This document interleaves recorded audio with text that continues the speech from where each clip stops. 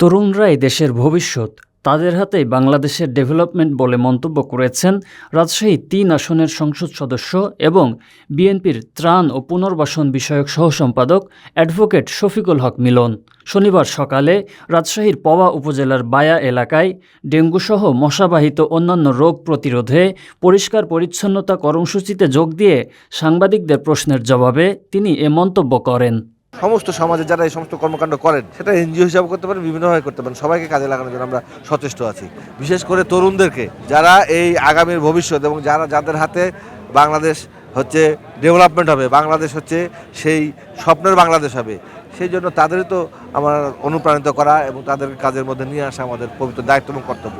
এ সময় চারপাশ পরিষ্কার পরিচ্ছন্ন রাখতে সবাইকে নিয়ে কাজ করার কথা জানান এমপি শফিকুল হক মিলন। দীর্ঘ 17 বছরের জঙ্গল আমরা পরিষ্কার করতে হবে, এটাই তো আমাদের হওয়া উচিত। এবং কে জঙ্গল করে গেছে বলে আমরা যে তাদের জঙ্গল করে লাফাবো, এটাও জরুরি না। আমাদেরকে পরিষ্কার পরিচ্ছন্ন রাখতে হবে। আমরা সবাই কাজ করতে চাই, সবাইকে নিয়ে, এটা টিম ওয়ার্ক, সবাইকে নিয়ে কাজ করতে চাই। এ সময় জাতীয় সংসদে নিজের প্রথম দিনের অভিজ্ঞতা জানতে চাইলে মহান আল্লাহ তাআলা এবং পবমোহনপুরবাসীর প্রতি কৃতজ্ঞতা প্রকাশ করেন রাজশাহী ৩ আসনের এই সংসদ সদস্য। গণমানুষের আশা আকাঙ্ক্ষা পূরণে কাজ করার প্রত্যয় ব্যক্ত করেন শফিকুল হক মিলন। পার্লামেন্টে আমরা গেছিলাম, নতুন হিসাবে অভিজ্ঞতা আমাদের কম, আমরা সব কিছু জানা বোঝার চেষ্টা করেছি এবং সেই সাথে একটা সংসদটা প্রাণবন্ত ছিল।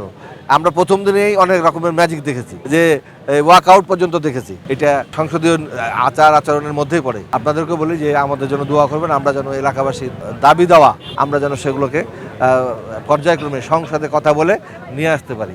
এটা এদিন ভূমিমন্ত্রী মিজানুর রহমান মিনু পরিষ্কার পরিচ্ছন্নতা কর্মসূচির শুভ উদ্বোধন করেন। এ সময় রাজশাহী বিভাগীয় কমিশনার ডক্টর আ.ন.ম বজলুর রশিদ, জেলা প্রশাসক আফিয়া আখতার সহ প্রশাসনের অন্যান্য কর্মকর্তা, রাজনৈতিক দল ও স্বেচ্ছাসেবী সংগঠনের সদস্যরা উপস্থিত ছিলেন। আমানুল্লাহ আমান, সিটিজেন ভয়েস।